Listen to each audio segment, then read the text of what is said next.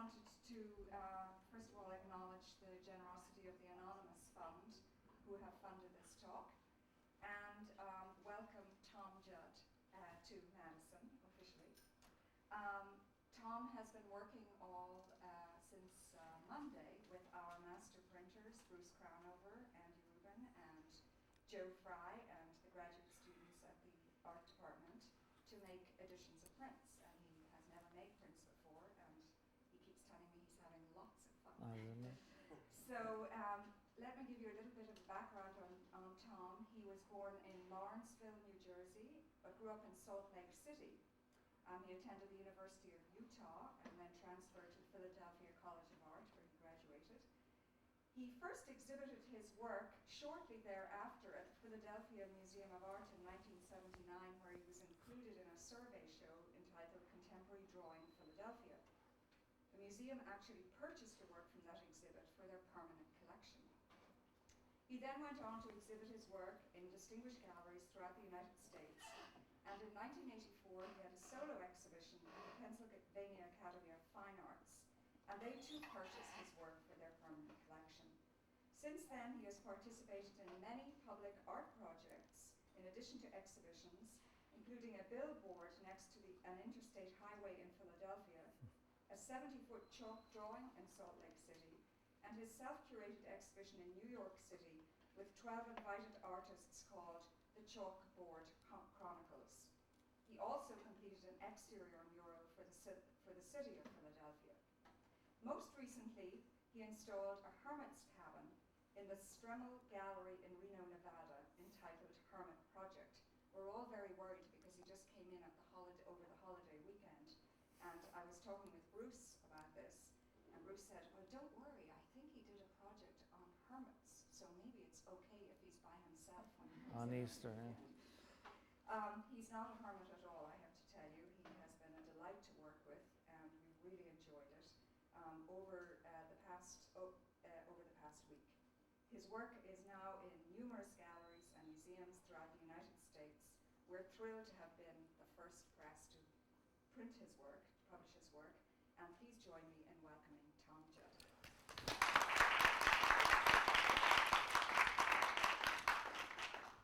Well, thank you for that really amazing introduction. I just want to thank Tandem Press and Paula and everybody at Tandem Press for inviting me and having me out, and University of Wisconsin and everybody involved, because it really has been an amazing process and project to make prints with everybody over at Tandem. And one of the, as you'll see as I start showing you some of my work, one of the reasons it's been really fun is my work really lends itself to the way the prints are made, which I work in layers. I think in layers. You know, when I do my paintings, whoops, I don't know what happened there. When I do my paintings, I create a background and then I kind of build up on it. And it's very similar to the way we make prints. We've been making prints. So I'm just trying to think what else I want to say. That's pretty much it. What I'd like to do is just turn the lights down and I'll just start, except for I don't know what's going on with this. Oh, there it goes. Okay. So it's back. Great. Okay, great. All right. I'm going to start by showing you the two recent projects I worked on. The thing I want to say about that is this is it was really a what should I say? It was a departure. It was a departure from what I normally do.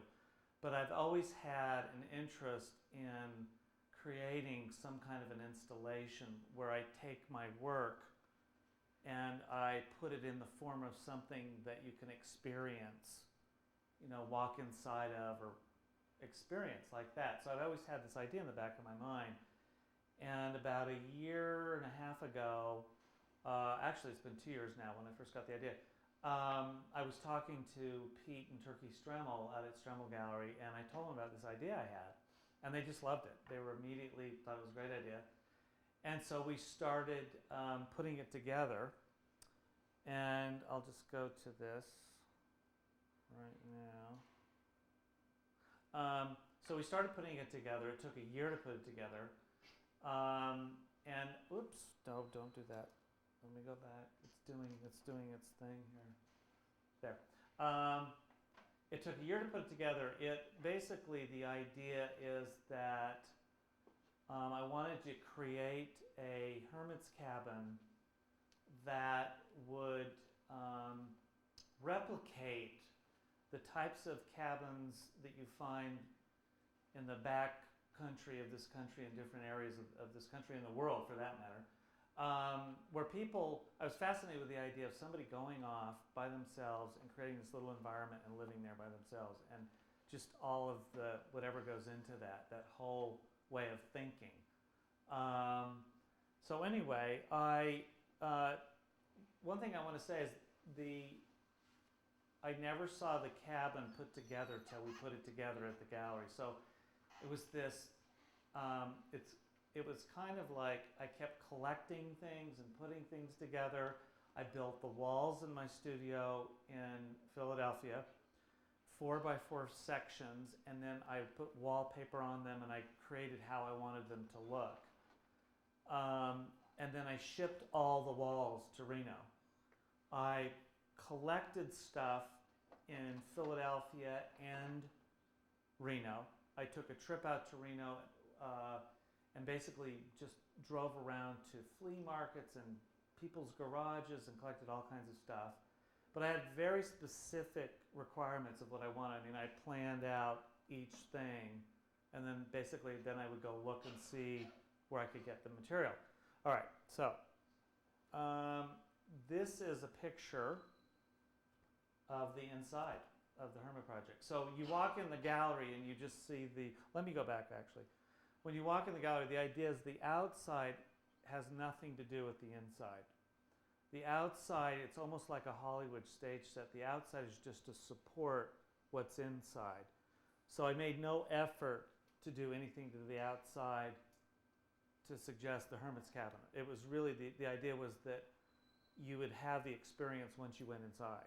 And the outside really was just to support that. Okay, so this is the inside, and you can see, actually I'm going to come around. Actually, I'm going to get this little pointer.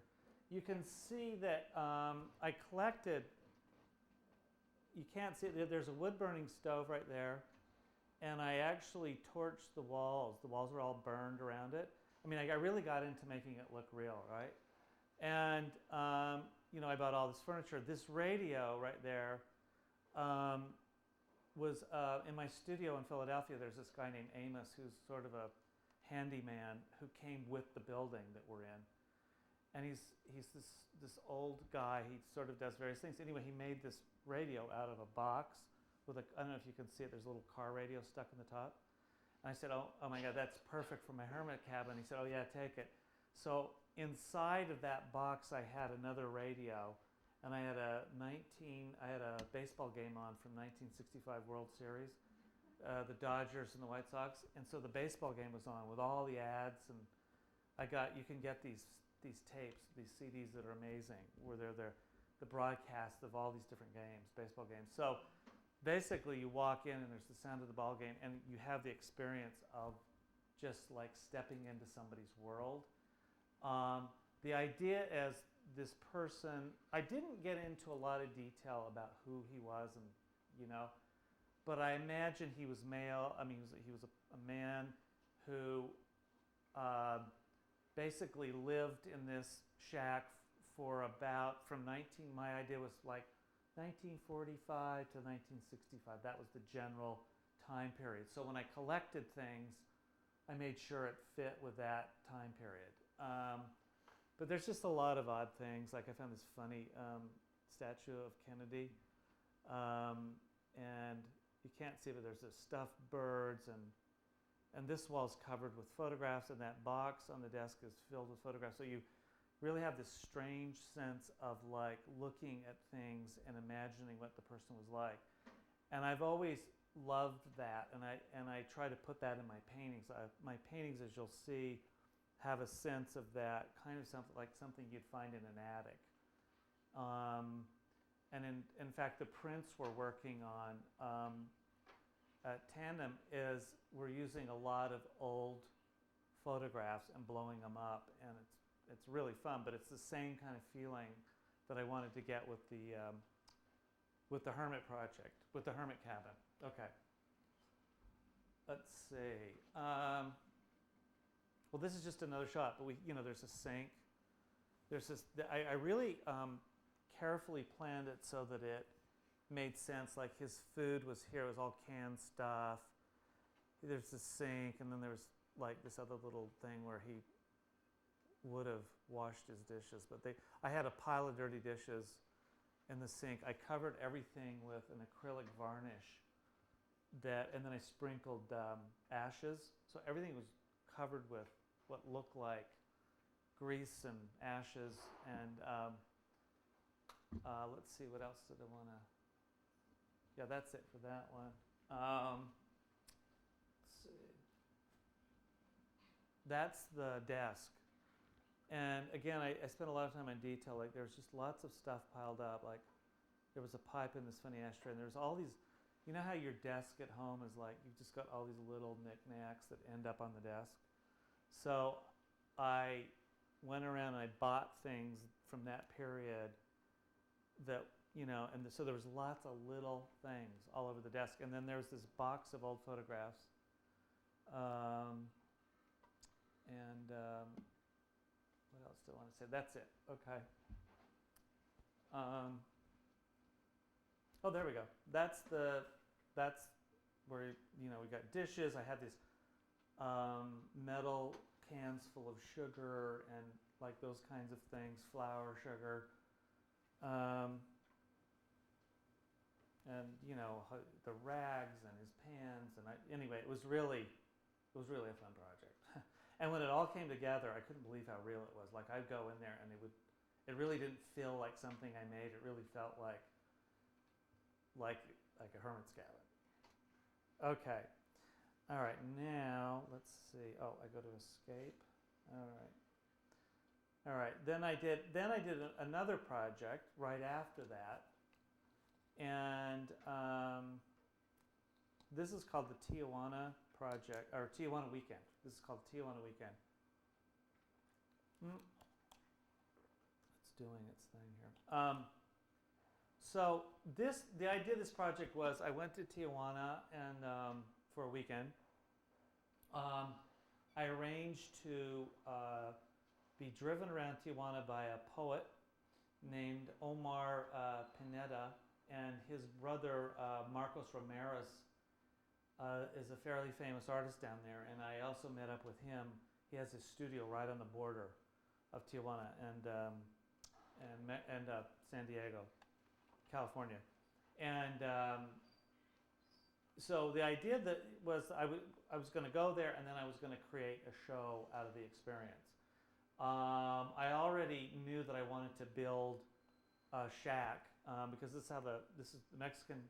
A lot of people in Tijuana live in these shacks made of found objects.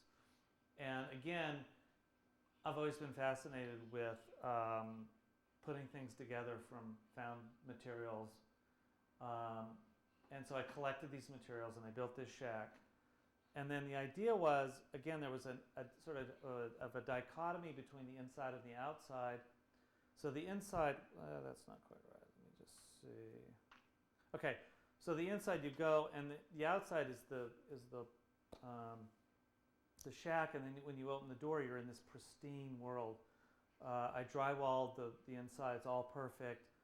And then we had a TV monitor screen, and then above I don't know if you can see above right above the TV, there is that little dot. There is that's a TV camera, and so when you come in, you're on the screen. It's like a security thing where you're actually on the TV yourself as you come through the door. And then I had this kind of piano lounge music on.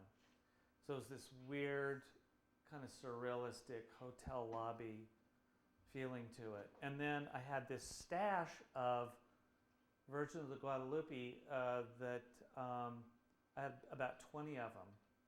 and they were sort of sitting around the edge of the room. It was almost like you stumbled onto a cache of religious objects. And we purchased those in Tijuana. Usually we got them unpainted. Usually they're painted, but we were able to buy a whole bunch of them unpainted, which was perfect for the feeling that I wanted in the room. Let me see what else I've got. Okay, and then that's the TV, and there was with a plaster crucifix over the TV. It was strangely calm inside of that shack. It was a very, like, I didn't know how it was going to feel when we put it together, but it was really interesting. I had this kind of white carpet, and it was sort of this sort of, this is pretty bizarre. Yeah, it's just a shot of the.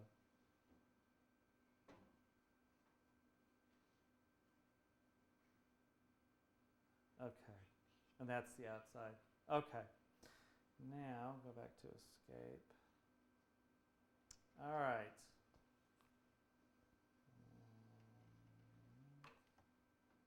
Okay. All right.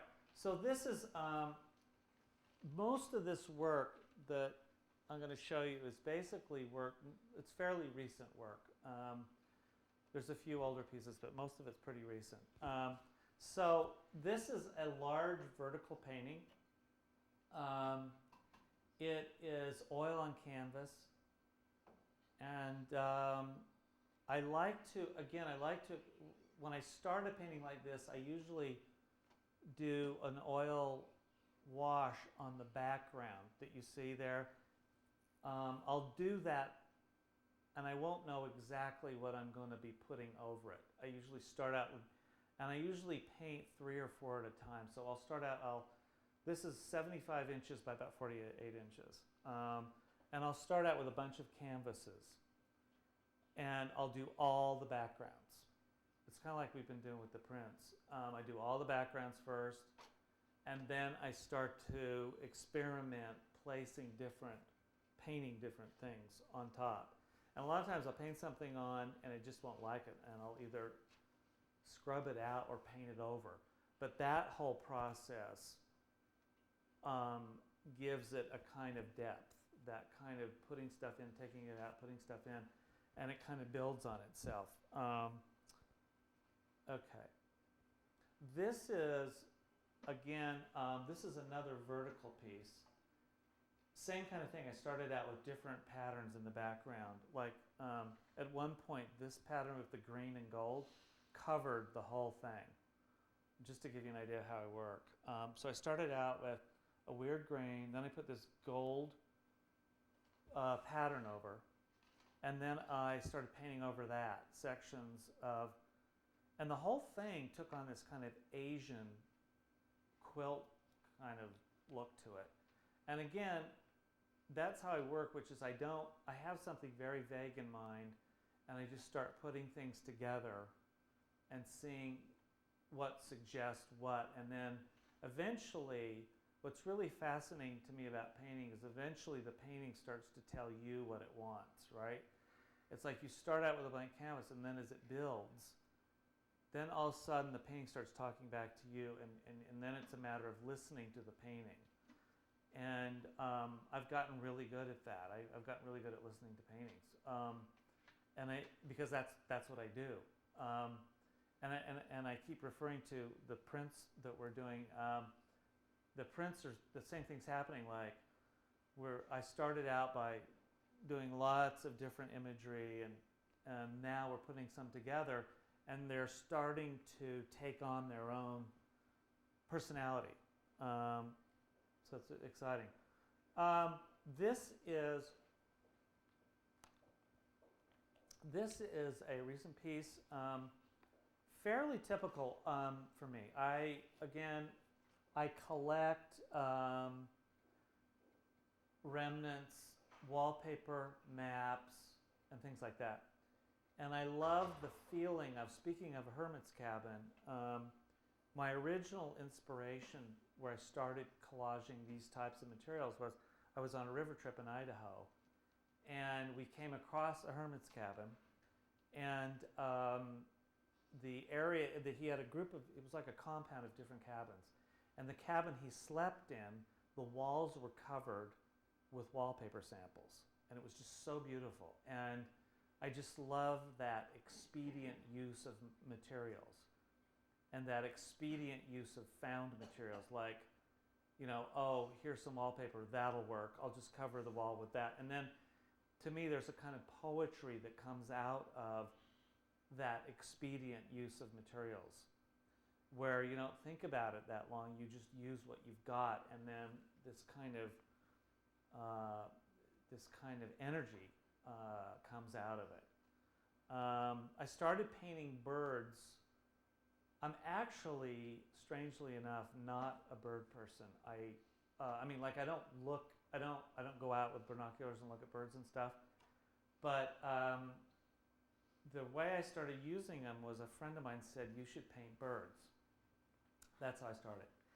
And seriously, I know it sounds kind of frivolous, and I said, birds, huh? And they, yeah, I can see you painting birds.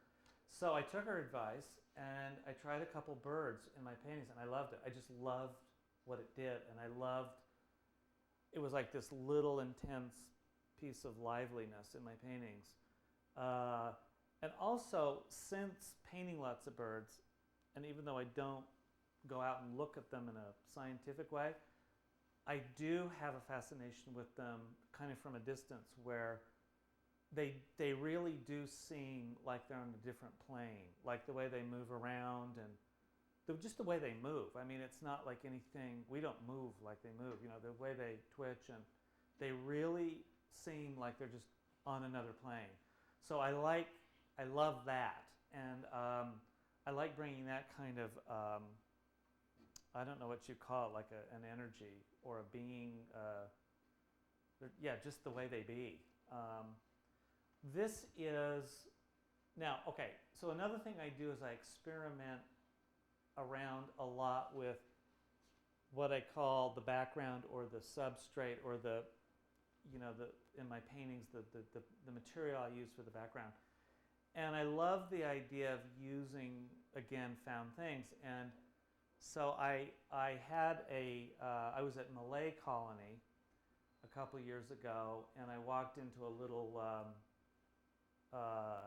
you know, antique store in Chatham, New York, and they had these rolls of player piano paper. And so I did a lot of different pieces. So this is one of the pieces I did with the player piano. And basically just glued it down, and I don't know if you can see it, but there's the little holes from the music, and which I loved the idea that these holes actually, you know, under the right circumstances, produced music. And I also liked the idea that the paper had become an anachronism. I love that idea where you find something and it's no longer useful because there's just no longer any place to use it. And I love that kind of tragic, you know, like life, you know, like, you know, something's really hot and it's part of a culture and it's this big deal, and then time goes on and it's just, it has no use anymore. And so I love that whole cyclical time marches on kind of thing. And then the painting is just, I just love that landscape. And what I do is I look through old encyclopedias. I love books of black and white turn of the century landscapes. You know, they're just kind of haunting and beautiful. And so this was, I'm not even sure exactly where this is, but I don't make up my landscapes. They are specific places, and to me that's important. It's not like I just make up something that looks cool. I actually find a landscape and reproduce it so it really does look and feel like a particular place. I guess that's all I want to say about that. This is another one I did up at Malay, and again, I started out with a long piece of canvas, and I did the sort of decorative. I was looking at, and this is just to give you an idea of how I work. I was looking at lots of different kinds of work: Asian work, Indian, like from India, Japanese, Asian, and different things, and just getting ideas. So I don't remember what book I saw this pattern in, but the one with the red. But the painting started out all of that. It was just one long horizontal pattern. Then I added the landscape and played around with that. And then at one point I thought, oh, I don't like how long it is. So I cut it off. I actually cut the canvas and restretched it. And then I didn't like it. It wasn't as interesting. So then I thought, well, you know what? I'm going to actually really make a deal out of adding something to the painting. So I actually hinged. I don't know if you can see the two hinges. There's a hinge. And I actually I put the painting back and hinged it. And it really was great because it gave the painting a life. One of the things I do is I work on a painting, I work on a painting, I work on a painting, and then there's this moment of truth where I push it one way or another somewhere and it kind of snaps in and becomes something really interesting. And in this case, what had that happen was putting the hinge as just like adding that extra section back and screwing in the hinge and painting the hinges out. And again, that kind of expedient action is what gave the painting in a way, it's kind of funny, it's kind of mysterious, and it gives it a kind of authenticity. Okay, then this is, I did a whole show in that Anne Reed. In fact, Tandem Press also, I saw some of Tandem's Judy Five's prints out there. I did a show for Barbie. Anne Reed, her name is actually Barbie. And we were, I like to just create shows, create a theme that sounds fun or funny or interesting, and then just create stuff, paintings around it. So I was talking to her one day, and I said, let's do something fun. Like, what would be fun? And she goes, what? You could do a whole thing about the animals around here. And I thought, it was one of those ideas that's so corny, it's really great. So I was just sort of like, yeah, we'll call it Field Guide, and because I love that kind of stuff, even though I'm not into it. I don't study animals or anything, but I love the idea of people who study animals, right?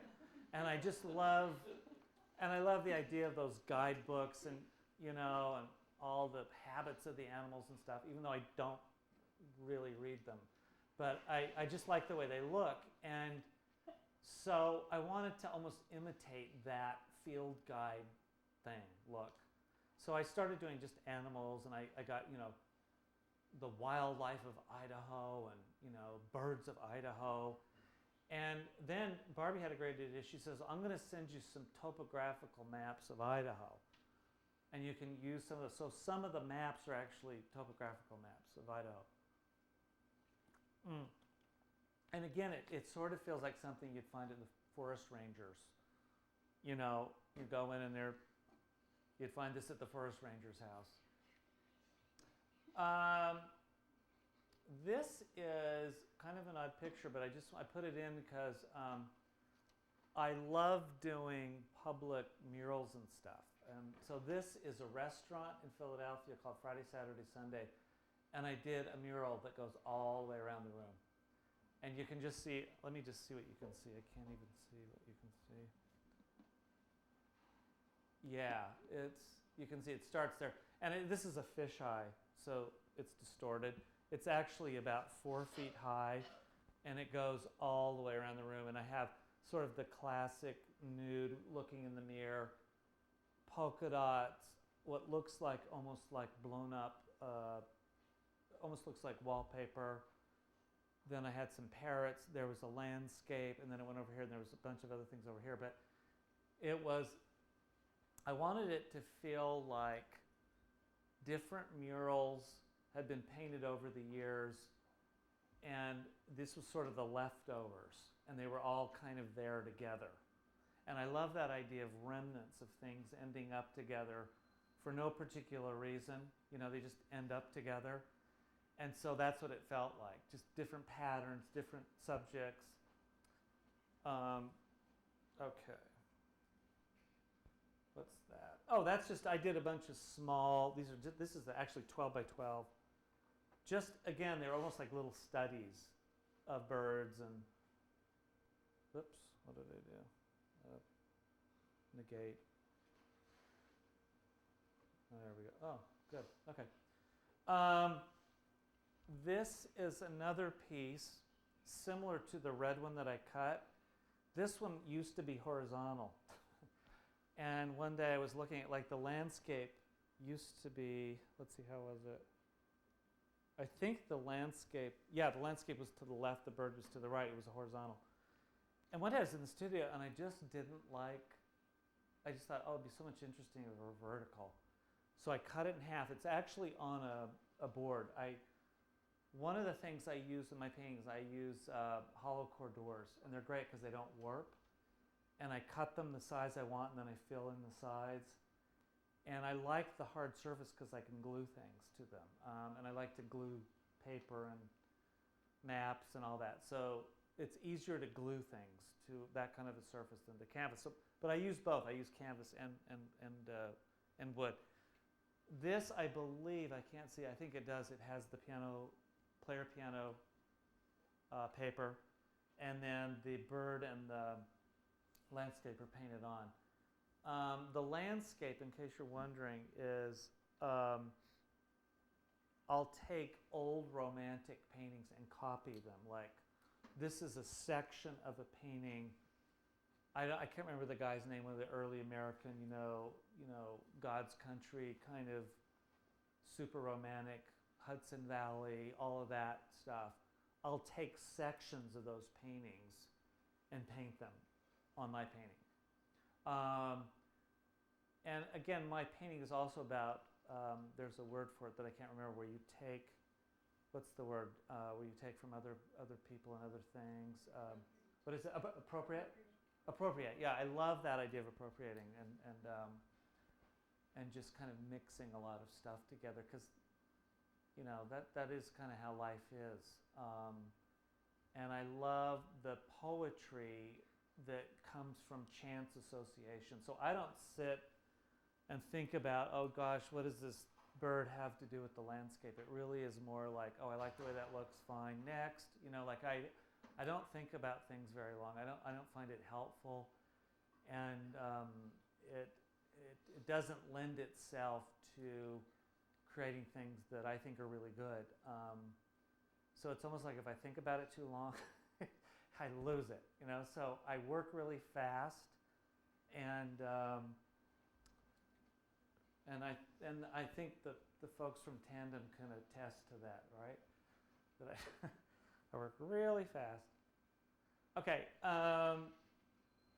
this is another one I did at Malay, and I really like this piece. It's 2 unstretched canvases, and again, I found a book when I was at Malay of, it was the funniest thing, where these people would go, it was from the 30s, I think, and they would go out with cameras at night in these big boats and go down rivers in the, like, I don't know, you know, in the woods and, you know, in really remote areas with these cameras and lights and shoot animals at night. It was the coolest thing. So there was talking about deer in the headlights. This was deer in the camera lights, right?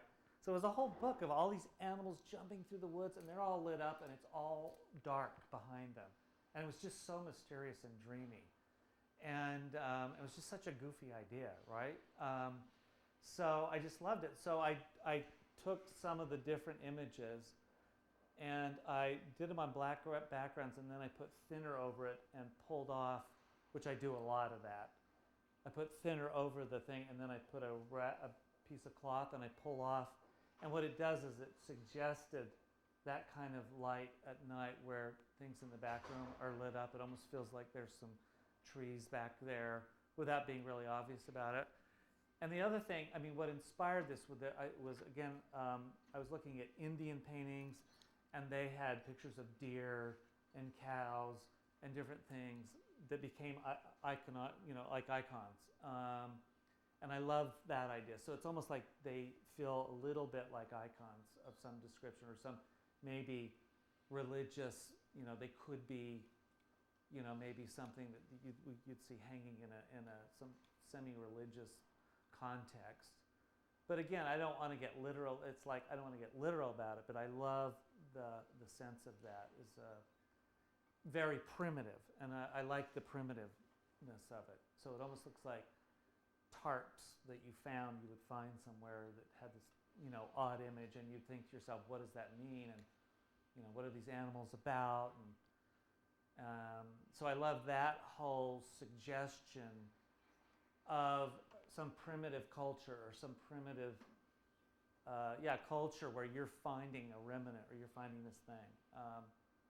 So again, that's kind of what that's about. Okay. Oh, this is good. This is a section of the restaurant mural at the restaurant that I just showed you, and this is in process in my studio, just to give you an idea of what it looks like. And this is just all oil on canvas. I just literally rolled the canvas out. I gessoed the middle where the thing was going to go, and then I just started mapping out what we were going to put on it, or what I was going to put on it. All right. This is a mural, a public mural I did that Paula mentioned. It's it is what it is. It's about 60 feet long. It's on this huge stucco wall. The city of Philadelphia gave me the opportunity to do this. It was really a lot of fun. It was during a thing called the Fringe Festival, and basically they just said, come up with an idea, and then they scaffolded the whole thing up. They gave me different people to help me paint it, and it's still there. In fact, this was just shot the other day. And I don't think I have any other pictures. You can, when you're driving down the street, you sort of see it as an angle. It's right on a parking lot. This is just kind of an example of what I was talking about, layering things. Like there's this sort of, there's this sort of rice papery stuff, and this is a rice paper with wood grain. This is wallpaper. And I show this because this is typical of the way I work. It's at one point, see where this white paint is? I painted, I don't even remember what, painted something, and I didn't like it. Didn't work, so I painted it out. And then I painted the rows over it. But again, that's really what has this painting work, is that really authentic look of something that's just been kind of painted and repainted, and I love that. I love really bad patch jobs. I love when people have patched something and they really did a bad job. It's like really obviously patched. So my work is kind of about that. They're just sort of really, really bad patch jobs. What else do I want to say about that? That's about it.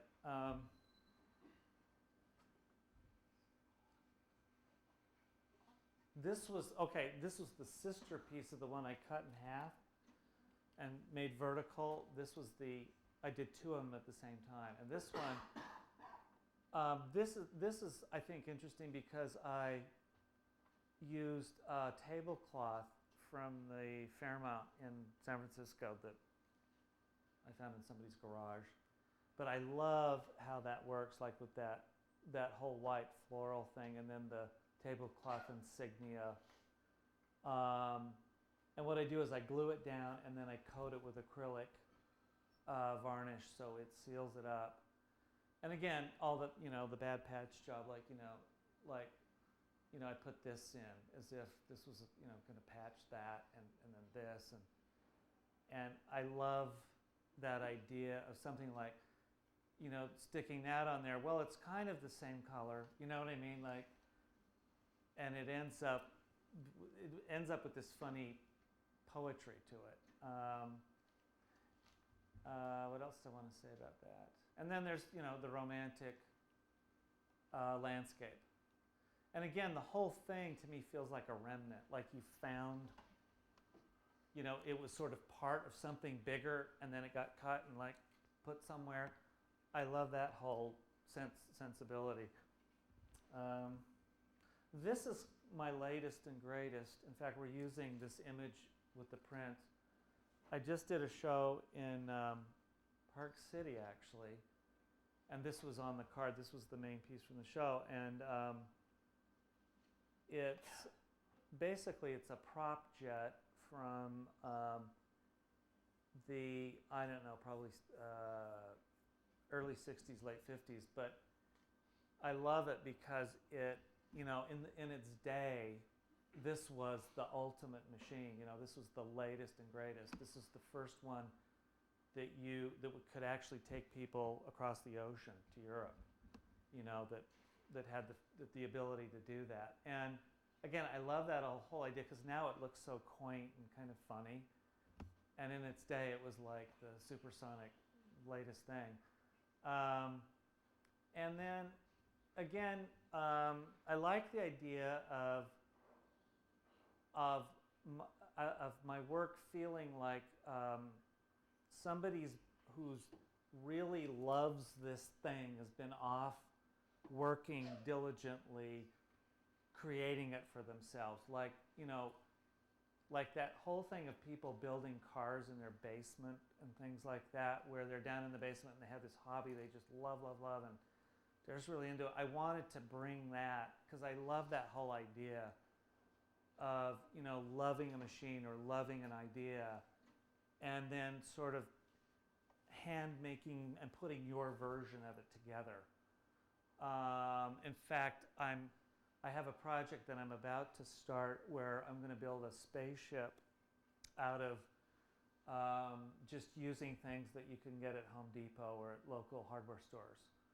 And the idea that it's going to be a project that somebody could have had where they use low-tech materials and build this thing, a spaceship, and imagine what that would be like, So again, this is kind of like about what that's about. Okay, I think that might be it. Let me just see. Oh, got another one.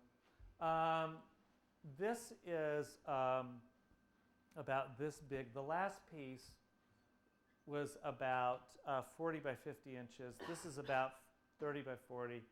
And again, I just love these old images. I love ships and trains and things. What that's painted on is fabric samples. And I actually go to the local design center and they throw away these fabric samples and wallpaper samples and so on. So this is actually fabric. But I love it because it sort of feels like an old awning or something. I guess that's all I want to say about that. It's oil on fabric samples. Oh, and this is the piece I also did at Malay. It's about 75 inches. I did a whole series of these that are about 75 inches by about 45 inches. It's oil on canvas. I really like it. I just think it's a great painting. And it, again, it feels like a remnant. You're not quite sure what you're looking at, but it feels like it was part of maybe something bigger. And I just love the colors and the whole feel of it. Okay. Let's see what else. Oh. This is a piece, again, it's on a wood panel. I used sewing patterns, which I love because they suggest that there's some sort of diagramming going on. And so that's in the background, and then, you got the classic kind of, Western dramatic waterfall that, in the day, like turn of the century, every house you walked into had a black and white picture of a waterfall. It was really like very Americana kind of thing.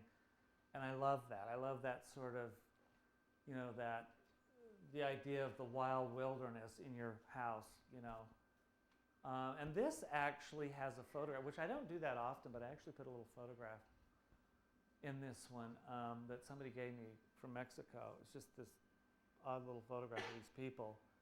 I usually don't put real photographs. I usually paint them or something.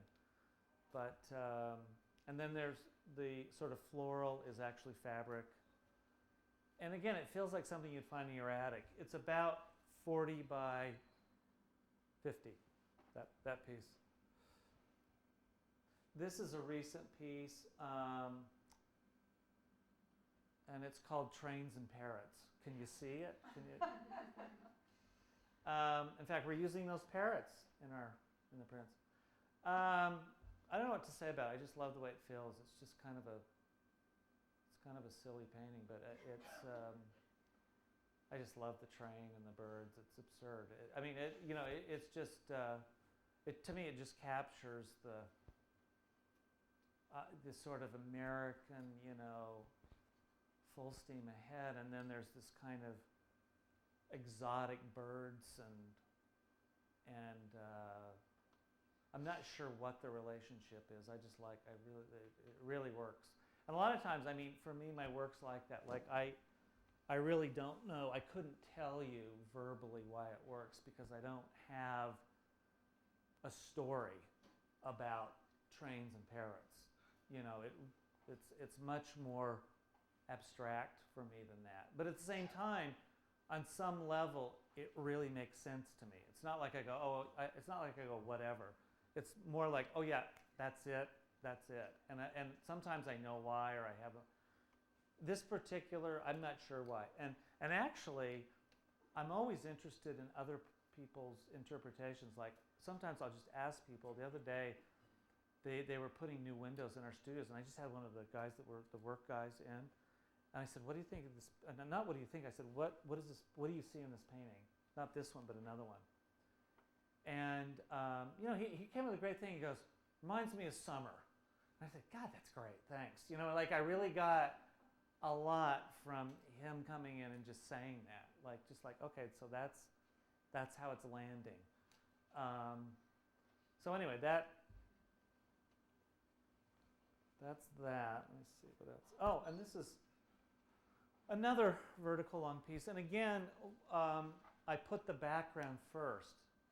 So there was this wash of color and all of that, like the browns and the yellows. And I just, that sat around in my studio for a week or so. And then one day I painted one bird on it. And then all of a sudden I got this idea that I just loved the idea of this being a little, almost like a bird, one of those bird display things you see, where there's just like all these different birds. And then I just started painting different birds, and I really loved the way it came out. It just has a great feeling to it. It's kind of funny. And also I think for me, I'm always just sort of looking at this. For me, there's something about the way these paintings feel that reminds me of when I was a kid and sort of fascinated with collecting different things like bugs and butterflies and whatever, and sort of pinning them down and having little displays. And there's something about that fascination with collecting and making displays that I love that. And okay.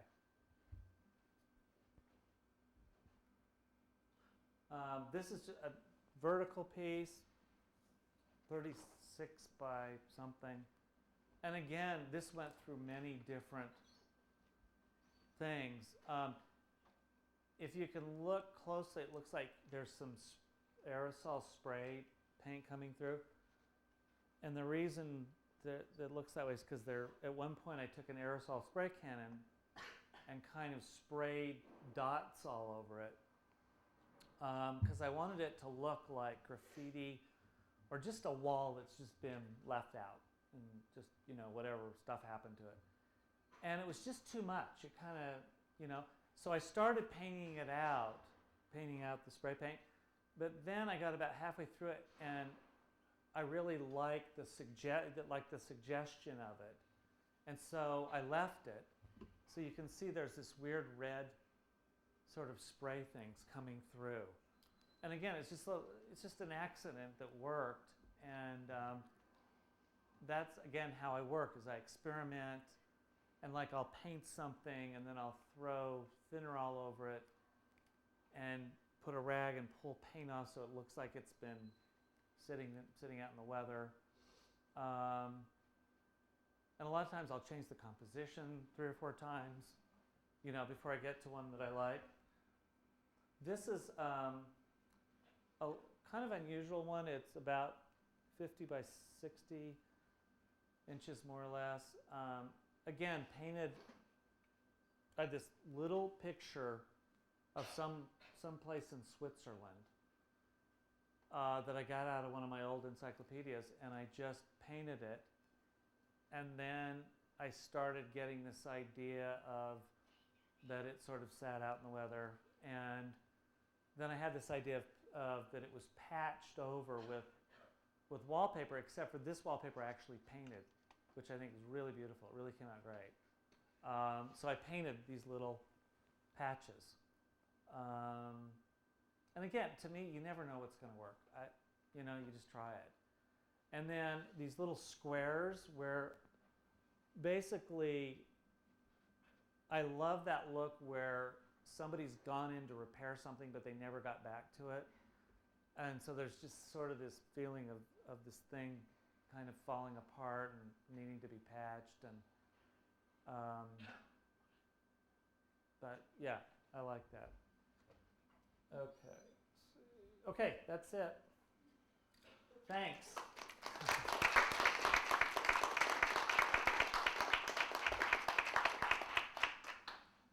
So, do you want to? Yeah, I was going to ask you. Does anybody have any questions? No questions? Come on. Gotta hate that. Come on, there must be one question. Where is Malay? Oh, Malay Colony is in upstate New York. It's near Chatham, New York. Yeah, it's Edna St. Vincent Malay's old house, and it's a pretty fascinating place. It really is. And it's very small. There was only 6 other people there when I was there, and so you're there with it's a small residency program, but it's great. Any other questions? And how long were you there for? I was there for a month. And it was just fantastic. They feed you, they take care of you. It's great. Yeah.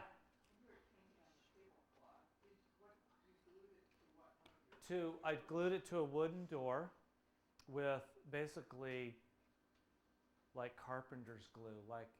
It's just like Elmer's glue except for a little stronger. And I just coated it, and it's just really like the cloth is almost wet with glue, so it really sticks down. And then I coat that, I go over it with an acrylic varnish that's like liquid plastic. It just seals it off. So you're not stretching the table? No, you could, but I don't. No, you could though. You could stretch it. Yeah, they're just loose pieces, and I cut them and glue them on. Yeah. Yeah. Do you have a question? Hold on a sec. Did you have a question? Oh, good. Are pelicans allowed? Are what? Pelicans. Pelicans? Yes, they are. Are they allowed? Yes, they're allowed. In fact, I've done some pelicans. I've painted some pelicans. Yeah. Oh, that's a nice one. That's a beautiful pelican. Yes. When you paint these birds and animals, do you use models or photographs? Photographs. Yeah. Which you took yourself mostly, or? Both. Sometimes I take them myself. A lot of times I just buy bird guide books and stuff. Yeah. And I just look until I find just the right bird. Yeah. Yeah. Yeah. Sort of my impression. Your works really appeal to me, and they obviously have a very decorative quality. Mm-hmm. It's interesting to me that even though you have this juxtaposition of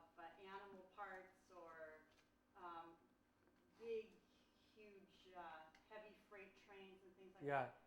It doesn't seem like there's anything sinister going on. No. Where it seems like That's in interesting. a lot of these paintings, montages, and appropriated images, they collide, and it's not always a pretty picture. Right. I mean, you can even look at this painting, and it looks like you could think, oh, that's blood dripping down. Right.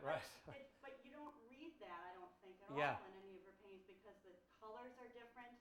Yeah. And there's nothing sort of violent or sinister. And I think that's very interesting about Huh. her work.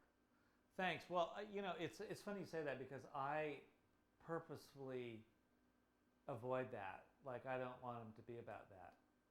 So yeah, I know exactly what you're talking about. I don't want them to be lightweight either, but I don't want it.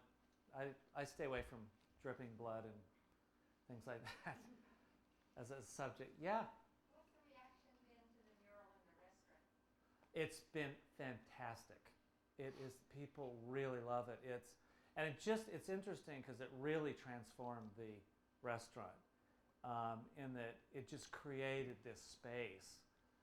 And when you're in there, it really feels. It's just interesting and it's just very dramatic and people. It's been really well received. Yeah, it was a fun project. Yeah, it's fun to do something that a lot of people are gonna see. I love doing public art stuff because it's just great when lots and lots of people see it and experience it. But yeah. Can you talk about the chalk pieces you did, the billboard, and then wasn't there something? Yeah, I did. Well, I love chalkboards, and I'm glad you asked because I'm really proud of this one project I did called the Chalkboard Chronicles in New York City.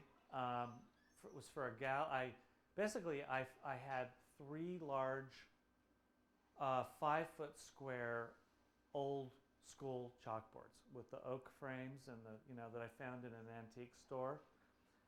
And I got this idea to put them in a public place and have 12 different artists work on them over a month's period in public, and then they would be displayed in public, and then they'd be erased like at the end of each week. So it was all about process. And so I found a gallery in the middle of New York that had a window. It was so perfect. That had a huge window, and we put and they loved the idea of the project. We put the 3 chalkboards. We videoed the whole thing. We had really major people. We had Spalding Gray. You all know who Spalding Gray was? Died recently. Spalding was in it, and he got up and wrote this beautiful thing. And then I had different painters. I had Ray Smith come, and he did this, his thing with his dogs. And I had David Humphreys do this very strange thing, all with chalk. Everybody just and not even colored chalk. It had to be white chalk. It was just white chalk on blackboards. And what I did is at the end of each week, we would erase them. But the thing that was interesting is we interviewed them before they would we interviewed each artist before they would do their project, and then during. We actually filmed. So it was very public. There was no getting away, and it was in the window. So it was like the opposite of working in your studio. That was like the opposite of the privacy of your studio. It was really about sort of breaking that up, throwing artists out into the public, and sort of taking away all the concern about doing something that's going to last for the ages, right? Just because it was going to get erased by the end of the week, so you could just do something knowing that it was going to get erased. And so each week, there were 3 more artists would come in, we'd erase the boards, and 3 more artists would do stuff, and that went on for a month. And we videoed the whole thing. And actually, it's still an open-ended project in that I want to take the video and have it edited into a film because it's really, really fascinating. Anyway, but let's see, who asked me that? And then the other project, the 70-foot. There was a guy in Salt Lake City. His name's Don Brady, and he's an interior designer. And he came up with this brilliant idea of a drive-through gallery, so that you could go and look at artwork, and you wouldn't have to get out of your car. It was really great. So it was this huge window with this huge wall, right? So he and I, every couple of years we do projects together. He's just one of these people who's got great ideas. So we came up with this idea, and I painted the whole wall black. It was like 70 feet by 15 feet high, and I did a chalkboard, a chalk drawing that went all the way around and through and across, and you could, and it was all lit up. At night, it was just fabulous. At night, the window was just all lit up, and you could literally drive by in your car, and you didn't have to get out of your car. It was great. So, any other questions? Yeah. Have you ever done any pieces where you kind of combine, the sculptural elements with the painting? They seem kind of separate. Well, I think the closest to that are the installations. The hermit. Yeah, the hermit and the yeah. Other than that, my work can be pretty textured. I'm just trying to think, but I haven't per se, other than hinges and things like that, I haven't really built structures that really come off the wall, too much like that. But yeah, it's a good idea. Anybody else? Well, thanks for all the great questions. That's great. Thanks for having me. I appreciate it.